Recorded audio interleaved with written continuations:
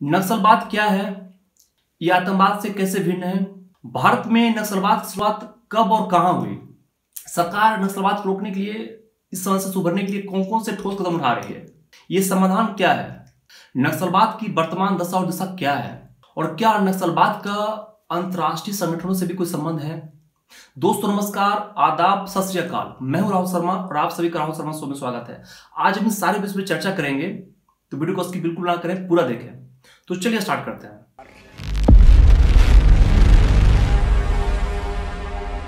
सबसे पहले हम बात करते हैं आतंकवाद और नक्सलवाद में अंतर।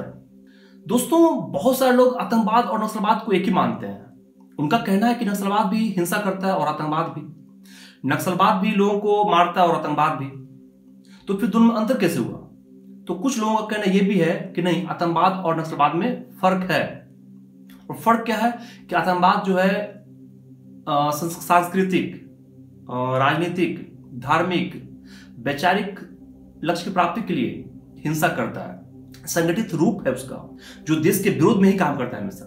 लेकिन नक्सली देश के विरोध में काम नहीं करता है, उसका सरकार के खिलाफ काम करता है, वो सरकार के खिलाफ होता है, उसे कार्यों में बाधित करता है। लेकिन आतंकवाद हमेशा देश के विरोध में ही होता है।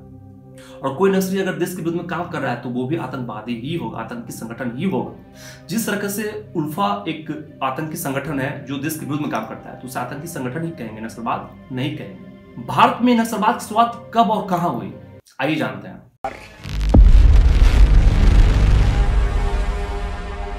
भारत में नक्सलवाद की शुरुआत 1967 में 1967 में बंगाल के दार्जिलिंग जिले के नक्सलबाड़ी, तुमारबाड़ी और अमारबाड़ी गांव से होती है।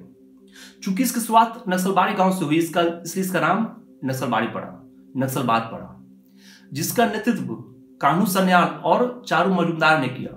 दोस्तों, जो आंदोलन है वो किसानों के द्वारा किया गया था, जमींदारों के खिलाफ। चूंकि जमींदार बहुत ज्यादा अत्याचार कर रहे थे, इसलिए उसके खिलाफ यह आंदोलन चलाया गया था, जो कि माओवादी विचारधारा पर आधारित था। दोस्तों, नक्सलवाद जो है वो माओ से तुंग और उग्र वामपंथियों का एक विचारधारा है, जो संगठित रूप से हिंसक रूप से आंदोलन करती है। ये हिंसक साधनों के माध्यम से समाज के जो शोषित वर्ग हैं, किसान हैं, उन्हें बचाने का कार्य करती है, उनके साथ खड़े होती है।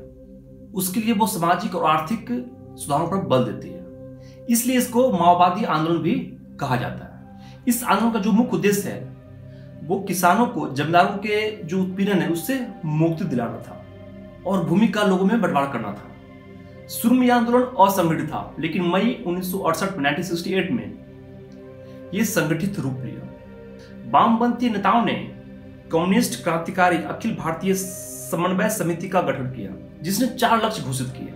पहला था माओवाद के अनुसार लंबा जन आंदोलन चलाना। दूसरा था गुरिल्ला लड़ाई की रणनीति को अपनाना। गुरिल्ला लड़ाई मतलब होता है कि छिप छिप कर वार करना, जंग में छिपे हुए हैं, वार की और फिर छिप गए, इसको बोलते हैं गुरिल्ला रणनीति।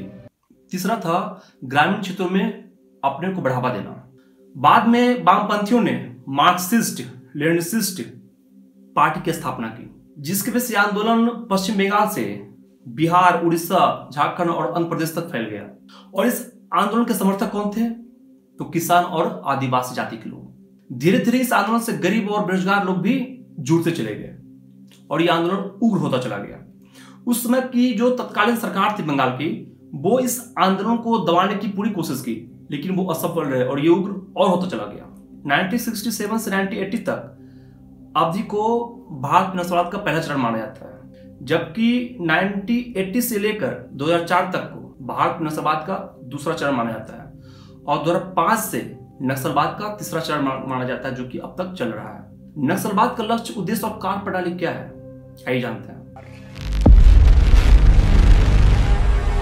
नक्सलवाद का उद्देश्य सरकार की वैधता को समाप्त करके आम लोगों को स्वीकार जन आधार वाली सरकार बनाना है।